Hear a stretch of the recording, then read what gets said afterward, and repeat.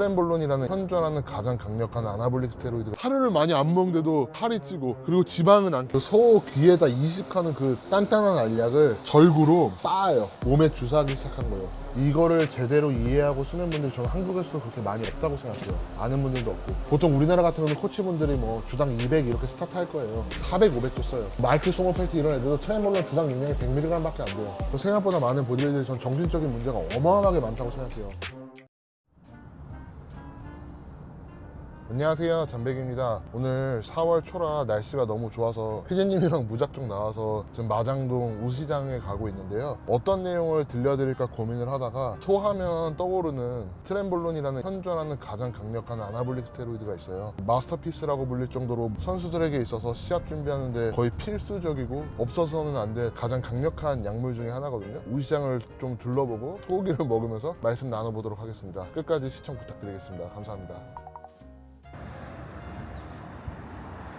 여기가 제일 유명한데요. 보넨브레드. 우리나라 소고기 하면 끝판왕인데 미식의 대표님이 관심이 많으셔서 네이버 맛집 블로거에서도 유명하셔서 되게 많이 활동하셨어요. 붉은 조명을 쓰는 걸로 알고 있는데 피디님 보기에는 좀 붉은 조명이 더 신선해 보이나요? 네, 좀 이 조명값을 좀 바꿔도 오히려 저는 더 맛있게 보일 것 같기는 한데 마장동이 아시아 최대 우시장으로 알고 있어요. 서울에서 유통되는 90% 이상 정도 되는 양을 마장동에서 다 유통된다고 보시면 되고, 이 업계 출신인데 트렌볼론에 대해서 뭐 아는 건 없으시죠? 아나볼릭 스테로이드를 가정에서 처음으로 손수 제작하게 된 계기가 트렌볼론 때문이에요. 트렌볼론이 만들어진 이유 중에 하나가 뭐냐면 저 마블링에 대한 개념도 없었고 이 살코기가 빨갛고 많은 게 좋은 품질의 고기 중에 하나거든요. 살을 많이 안 먹는데도 살이 찌고, 그리고 지방은 안 껴. 아나볼릭 스테로이드를 사용하면 신진대사성 스테로이드라 대사가 증가한다고 생각하지만 트렌볼론은 반은 맞고 반은 틀린 게 대사에 중요한 역할을 하는 갑상선 호르몬의 T3랑 T4를 엄청 억제해요. 그러니까 소가 신진대사는 줄어들고 근육만 커지고 지방은 없어지는 특이한 현상이 발생하는 거죠. 미국에서 고급 레스토랑에서 마블링 있는 고기는 대부분 다 일본산 와규를 많이 써요. 그래서 일본 공무원들이 대단하다고 생각하는 게 뭐냐면 축산 쪽 관련 공무원들이 뉴욕에 있는 탑티어급 미슐랭 레스토랑도 돌아다니면서 와규를 옛날부터 추천하고 다녔어요. 그러니까 와규가 세계적으로 되게 고급 소로 이제 될 수 있었고 마블링이라는 개념이 더 자리 잡게 된 거죠. 트렌볼론은 미국에서는 아직도 쓰는데 유럽에서는 아예 중지해버렸어요. 트렌볼론이 광우병의 원인일 수도 있다는 하나의 의혹이 제기됐기 때문이에요. 들어가서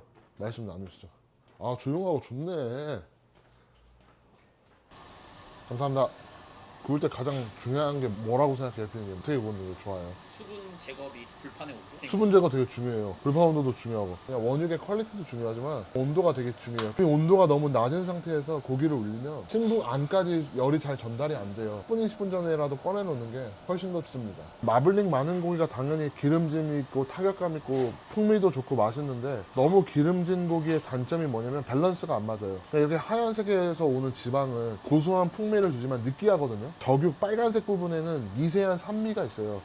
아, 선생님 서비스 감사합니다. 한국에서는 트렌볼론 맞은 소는 애초부터 유통된 적이 없으니까 걱정하지 않으셔도 됩니다. 트렌볼론 맞아도 문제 없다고 생각하고 엄청 신선하네요. 트렌볼론 얘기하다가 뭐 고기까지 했는데 마장동이 60년도에 아마 생겼을 거예요. 트렌볼론 개발된 시기랑 비슷해요. 트렌볼론도 1960년도가 처음 개발 시작한 걸로 알고 있고요. 사료 효율을 극대화하기 위해서 주사를 맞추다가 더 극대화하기 위해서 주사를 놓는 게 아니라 이 소 귀에다가 이 펠렛 형태라고 해서 이 단단한 알약을 소 귀에 이식해요. 서서히 녹으면서 트렌볼론이 소의 몸에 방출되는 거거든요. 축산하시는 분들 입장에서는 굉장히 획기적인 약이었죠. 그리고 인간이 처음으로 쓰게 된 거는 프랑스의 한 제약회사에서 파라볼란이라는 이름으로 트렌볼론을 인간용으로 주사제를 만들어요. 과거 올드스쿨 보디빌더들한테 진짜 획기적인 약물 중에 하나였는데 한 90년 한 중반 때쯤에 얼마 못 가서 중지당해요. 위험성이 워낙 많고 인간용으로 쓸 수 없다는 거를 파악하게 돼서 중지되고 많은 선수들이 이제 집에서 이걸 가공하기 시작한 거예요. 그게 바로 홈브루어라고 하는, 과거에는 쿠킹한다고도 표현하고 뭐 주스라고도 하고 뭐 여러 식으로 표현하는데 브루어라고 많이 표현해요. 그럴싸하게. 그래서 이제 집에서 브루어의 시초가 이 트렌볼론 때문이었다고 보시면 돼요. 그 소 귀에다 이식하는 그 단단한 알약을 절구로 빻아요. 그걸 얼마나 잘 빻냐가 그 아주 중요한 핵심 요소거든요. 진짜 마이크론 아이즈들 되듯이 절구로 엄청나게 빻아요.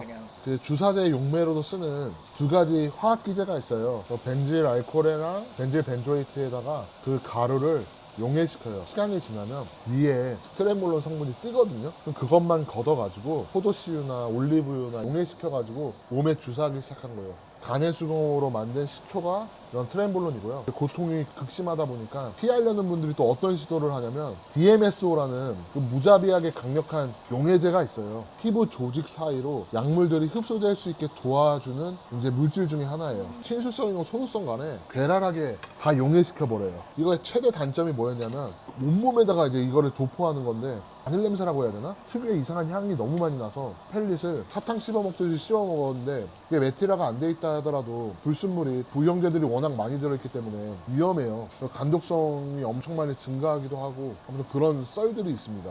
지금 사실 가장 트렌볼론에 말도 안 되는 거는 불법적으로 만들어서 비위생적인 걸 떠나서 이거를 제대로 이해하고 쓰는 분들이 저는 한국에서도 그렇게 많이 없다고 생각해요. 아는 분들도 없고. 이제 동화와 남성화의 해리 비율이라는 거예요. 1960년대 아나볼릭 스테로이드가 막 많이 각광받고 개발되는 시절에 굉장히 유명한 그 연구가 하나 있어요. 그때가 테스토스테론 대비해서 아나볼릭 스테로이드가 얼마 만에 단백동화와 안드로게닉 값을 갖냐는 거를 비율을 계산한 거예요. 그러니까 어떻게 계산하냐면 이거를 G를 거세시켜버려요. G마다도 호르몬 레벨이 다 다를 수 있잖아요. 거세시켜버린 G를 전립선 근육과 항문 근육으로 나눠서요. 근육들이 얼마나 발달했는지 보는 거예요. 전립선 근육은요. 아나볼릭의 영향을 받는 게 아니라 안드로게닉의 영향을 받아요. 안드로게닉 호르몬이라는 게 모든 남성 호르몬의 총칭이거든요. 디하이드로 테스토스테론이라는 것도 DHEA도 다 안드로게닉 호르몬의 일종이에요. 근데 이 안드로게닉 호르몬에 아나볼릭 효과가 항상 같이 따라다녀요. 이 아나볼릭 효과의 단백동화 효과만을 보고 싶은 게 과거부터 지금까지 화학자들, 제약사들, 그리고 보디빌더들이 꿈꾸는 거예요. 탈모부터 전립선 비대, 여드름, 아나볼릭 스테로이드의 부작용은 단백동화 효과에 대한 사이드 이펙트가 아니라 안드로게닉 효과에 대한 사이드 이펙트예요. 안드로게닉 효과를 낮추고 아나볼릭 효과를 높이기 위해서 테스토스테론을 모방하던가 19노르 테스토스테론을 모방하던가 디하이드로 테스토스테론을 모방하던가 해서 이걸 화학적으로 구조를 바꿔가면서 그러니까 중성화 시켜가면서 아나볼릭 스테로이드를 개발한 거예요. 근데 이제 트렌볼론이라는 거를 만들었었을 때 테스토스테론보다 동일 용량 대비 5배가 높았어요. 근데 오해하시면 안 되는 게 이 비율과 숫자가 아나볼릭 효과를 의미하진 않아요. 이게 굉장히 중요한 부분이거든요. 그러니까 500대 500이라고 하면 비율상 테스토스테론보다 5배 효과가 높지만 안드로게닉도 그만큼 5배가 올라가고 아나볼릭도 5배가 올라간다는 의미예요. 최근 연구에서 이거를 분리하는 새로운 시각이 이제 밝혀지게 돼요. 2010년도에 이 용량에 대한 해리값에 대한 연구가 처음으로 이루어져요. 쌈스라는 단어가 사실 처음 나온 게 굉장히 오래전이에요. 그리고 그거에 기반이 된 스테로이드가 트렌볼론이에요. 그 SARM이라는 거는 되게 단순한 건데 그러니까 선택적 안드로겐 수용체 조절자예요. 호르몬 양을 늘리는 것보다 수용체를 조절하는 게 더 효율적일 수도 있다고 생각해서 SARM 약물들이 개발돼요. 트렌볼론도 SARM으로 거론됐었어요. 트렌볼론을 25에서 한 50mg 이하로 적은 용량으로 맞으면요. 안드로게니까 아나볼릭 특성을 보이는데 안드로겐 작용은 1인데 아나볼릭 효과가 4에서 8에 가깝게 나온다는 안드로겐 부작용 없이 단백동화 효과만 증가하는 해리값이 있다는 거예요. 이제 2010년도에 이 연구가 나오고 이거를 적용한 코치들이 있어요. 가장 먼저 잘 활용하고 있다고 생각하는 코치 중에 한 명이 닐 힐이라는 사람이에요. 트렌볼론 용량에 대해서 그 당시에 코치들이나 선수들이 사용하는 용량이 아니라 2016년도가 17년도에 한국에 왔었을 때 굉장히 보수적인 용량을 얘기하더라고요. 우리가 생각하는 것보다 효율적인 아나볼릭 스테로이드 용량이 굉장히 낮은 용량일 수도 있다는 거예요. 그러면 그건 적은 용량이기 때문에 아나볼릭 효과는 거의 몸에서 못 보는 거 아니냐라고 생각할 수 있어요. 근데 여러분 트렌볼론 주당 10mg만 하더라도요. 이걸 분자 단위로 보면 우리 몸의 수용체를 다 노크하고도 남을 수조개의 분자예요. 수용체를 충분히 자극할 수 있기 때문에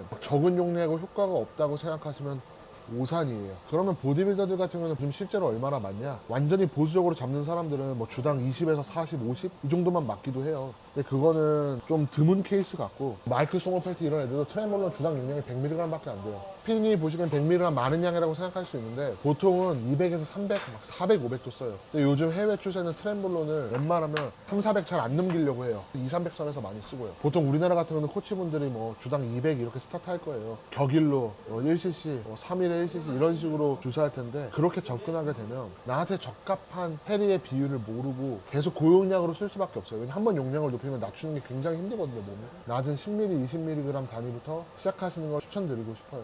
그리고 트렌볼론 같은 경우는 한 50에서 75mg 정도 되면 1대2 비율이 나와요. 안드로겐은 그대로 1로 영향이 없으면서도 단백 효과는 2 정도 나오는 연구 데이터 기반으로 이제 추산한 건데 근육이 많거나 체중이 많이 나거나 운동하시는 분들은 아나볼릭 값은 높아지면서 안드로겐의 효과는 부작용을 많이 상쇄할 수 있는 용량이 아마 100mg 선이라고 저는 생각해요. 수준 있는 보디빌더들 수준에서도요. 그리고 트렘볼론이 또 유명한 게 뭐냐면 진짜 상상할 수 없는 부작용이 많아요. 저용량으로 맞으면 그 부작용이 발현되는 정도가 적겠지만 그래도 부작용이 아예 안 나온다고 할 수 없거든요. 되게 특이한 경로로 몸에서 대사되는 경우도 있어서 말도 안 되는 썰들이 많아요. 제 주변에서 실제로 들어본 것도 많고. 첫 번째가 뭐냐면 발열 증상이에요. 트렘볼론을 쓰면 T3랑 T4 오히려 대사를 저하시켜버리고 근육량을 늘리는데 대사가 활성하게 일어나서 열이 나는 게 아니라요. 피부와 신경에 단백질 센서가 있어요. 그 이제 TRP 채널이라고 하는데 그러니까 온도를 감지하는 센서라고 보시면 돼요. 근데 트렘볼론 같은 경우는 TRPV1이라는 센서를 과도하게 민감하게 만들어요. 난 서늘하다고 느끼고 있는데도 우리 피부와 신경계는 계속 뜨겁다고 느끼게 하는 거예요. 몸에서는 이를 시상하부에서 해결하기 위해서 어떤 역할을 하냐면요. 땀을 일부러 많이 배출시킨 다음에 온도를 떨으려고 해요. 그래서 트렘볼론 사용하시는 분들의 특징이 뭐냐면 땀이 엄청나게 많아져요. 자다가다 땀이 너무 흥건하게 져서 깨는 경우가 있어요. 이건 다른 아나블릭 스테로이드도 영향을 미치는데 트렘볼론이 유독 심각하게 미치는 편이에요. 그리고 또 하나 부작용이 주사를 맞자마자 기도가 조여오면서 미친 듯한 기침이 나올 때가 있어요. 맞자마자. 벤질 알코올이 주사 투여하면서 혈관에 잘못 들어가서 그렇다 포럼에 잘못 퍼지기도 했었어요. 맞아보신 분들 알겠지만 다른 아나블릭스로 다 벤질 알코올이 들어가지만 그런 현상 안 나타나요. 잘. 오코노 박사라는 분이 그런 말을 했던 것 같은데 이 트렘볼론이 혈관에 들어가서 급격하게 수치가 오르면 이제 폐에 브레디키닌이나 프로스타글라딘이 급격하게 성승해요. 그러니까 브레디키닌 같은 거는 신호를 울려서 프로스타글라딘을 이제 과다하게 생성하게 하는데 프로스타글라딘이 폐에서의 어떤 역할을 하냐면요. 폐세포 내벽에 평활근을 강력하게 수축시켜요. 그러니까 이 혈관에 들어가자마자 폐 프로스타글라딘 수치가 오르면서 폐 평활근이 강력하게 수축하니까 죽을 것 같은 기침이 나오는 거거든요. 그래서 꼭 트렘볼론 주사하실 때는 정말 혈관에 안 넣도록 주사하셔야 되고 혹시나 기침이 나오시더라도 너무 당황하지 마시고 안정 취하시면서 급격하게 다시 수치가 내려가요. 그때까지 좀 기다리시는 게 좋습니다.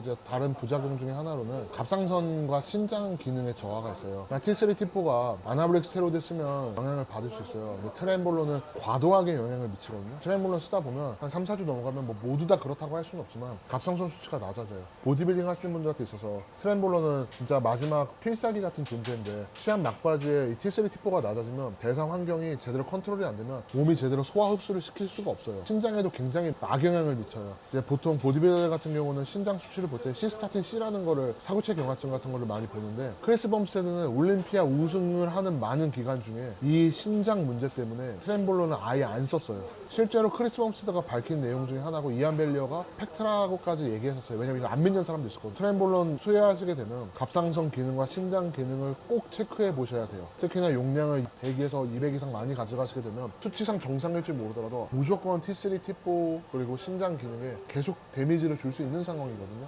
마지막으로 트렘볼론에서 가장 악명 높은 부작용이 뭐냐면요. 트렌드림이에요. 다강몽을 꾸거든요. 한두 마디 그냥 얘기했던 거. 가는 게 무서울 정도로 꿈을 꿨는데 현실과 구분이 안 되고 꿈이 너무 생생한 거고 말도 안 되는 기괴한 꿈을 꾸는 거예요. 근데 그 원인이 뭐냐면 저는 세 가지라고 생각하는데 도파민, 청반, 그리고 전두엽이에요. 트렘볼론을 맞으면 뇌에서의 도파민을 급격하게 일시 상승시켜요. 도파민이 높으면 높을수록요, 꿈을 꿀 때는요, 해상도와 선명도가 어마어마하게 증가하는 거예요. 그러다 보니 꿈이 더 생생하게 느껴지는 거고요. 자게 되면 뇌가 오프라인 상태가 돼야 되는데 온라인 상태가 되는 거예요. 신경을 예민하게 청반을 자극하는 거거든요. 그러다 보니까 깊게 잠을 못 자는 거예요. 전두엽에도 트렘볼론이 영향을 미치는데 전두엽이 논리적 사고를 담당하는 부분이거든요. 근데 여기에 악영향을 미치면 현실인지 꿈인지 구분이 안 돼요. 생각보다 많은 보디빌더들이 전 정신적인 문제가 어마어마하게 많다고 생각해요. 분명히 이 사람은 거짓말을 하는 게 아닌데 현실을 구분을 못하고 있다는 자기 자신도 속이고 있는 거짓말을 한다고 느낄 때가 있어요. 그 사람의 인성의 문제가 아니라 정말 저는 이런 약물의 문제도 있지 않나 생각합니다. 부작용들을 완화하는 방법에 대해서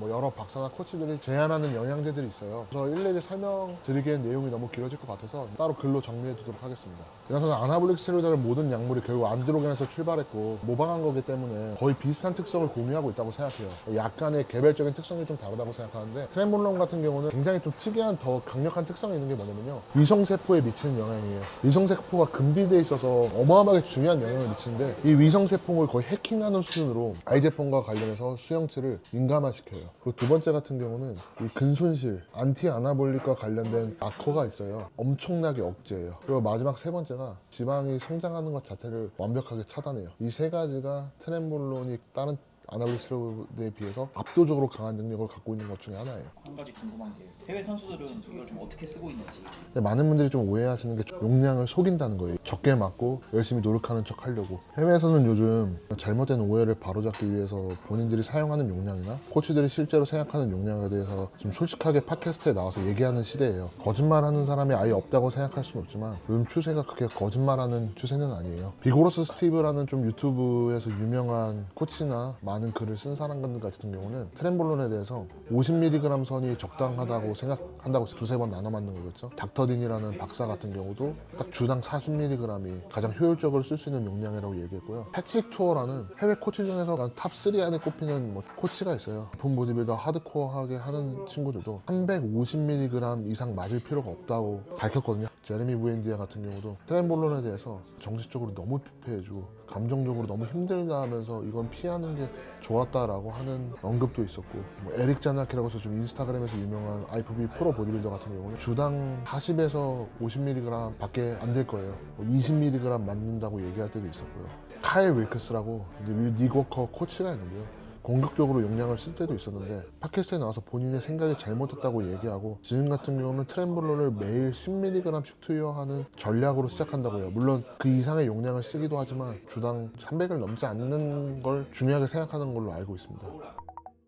일정 용량 이상 넘어가 봤자 효과도 없고 부작용만 너무 많이 증가하고 내장 비대나 그리고 스피로버 현상이 많이 발생한다고요. 트렌볼론 맞다 보면 에스트로겐 효과가 없으니까 수분 정체가 없을 거라고 생각하시는 분들이 많거든요. 그렇지가 않아요. 많은 용량의 아나볼릭 스테로이드를, 특히 트렌볼론을 쓰게 되면 오히려 살이 더 안 빠져요. 이게 지방이 안 빠진다는 게 아니라 너무 많은 수분의 질소를 몸에서 과도하게 잡고 있는 경향이 있어요. 근질도 안 살아 보이고 오히려 매스도 더 죽어 보이는 경향이 있거든요. 내장만 더 튀어나오고. 이제 우려되는 게 완벽한 해리값이 나오는 용량을 맞으면 부작용 없이 몸을 키울 수 있지 않을까라고 생각하시는 분들이 있을 것 같은데, 당연히 아나볼릭 스테로이드를 절대 사용하지 않으셨으면 좋겠고 트렌볼론은 손 대지 않으셨으면 좋겠지만, 정말 프로 보디빌더를 꿈을 안고 정말 이게 생계에 있어서 쓰실 분들과 쓰는 분들은 꼭 이 영상을 보시고 용량에 대해서 다시 한번 해석해 보셨으면 좋겠고, SNS를 통해서 성장한 코치들이 있어요. 본인들의 업적을 좀 자랑하거나 막 아는 척하고 알지도 못하면서 본질도 없으면서 남이 말한 것들 그럴싸하게 과학적으로 붙여서 쓰는, 저는 이제 그런 코치들 별로 좋아하지는 않는데 제가 남긴 내용을 가지고